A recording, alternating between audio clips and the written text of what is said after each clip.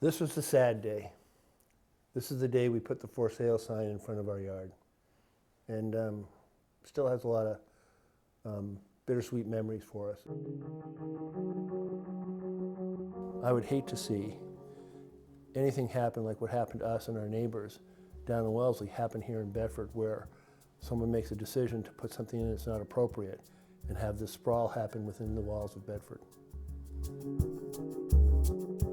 To this day, it kills me that we couldn't get a variance to build up or build out on this home because it was next to the school. But yet another developer could come in and put 110 units in. It was a sad day when we had to leave Wellesley. We loved it. I grew up there. I went through the school system there, and I wanted my kids to have the same life that I did, but we had to move. And we love it here. We love it here now more than we loved it in Wellesley. And with this new proposal that's in front of us, we just don't want to see what happened in Wellesley to us happen here to anyone in Bedford. I have my business in this town now, Physician's Office Resource. It employs 15 people, and I care about what happens to them, and I care what happens to this town. And it angers me to think that someone would come in and exploit neighbors, people that I don't even know. I'm not an abutter, but exploit the people who abut this land and turn it into something that's not appropriate. My name is Andy Nimmo. I've raised 5 children in this town of Bedford. We've been here for a little over 20 years now. And in fact, we were on the committee, my wife and I were both on the committee. She saw it through to the end to get the high school here. We understand that towns have to evolve and change, but this kind of change isn't the kind of change that we would have sat on any committee for. You know, there's 2 kinds of speculators. They're the kinds of speculators that come and add value to a town, and there's the kinds that don't. They detract, they take value away from the town. We love the Bedford Village Inn. It's a landmark. I'm not sure when it was built, but it's a beautiful gateway into Bedford. And to have this put up just right next door to it would be an atrocity. It would be a shame.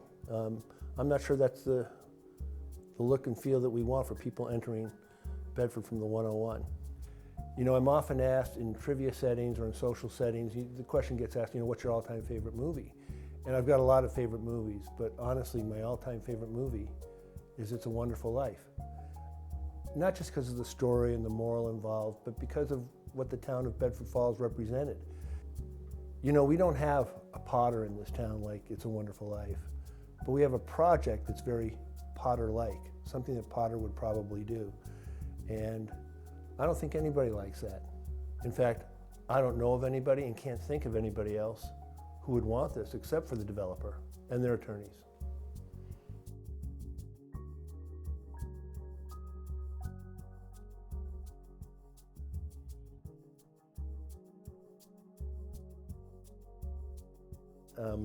I love this picture because it's exactly what life was like here. It was just idyllic. It was, you know, we didn't have a lot of money, but we loved where we lived. We loved our family. We loved the fact that we could grow up and watch our kids grow up there in Wellesley. Anything else? I still love my home in Wellesley.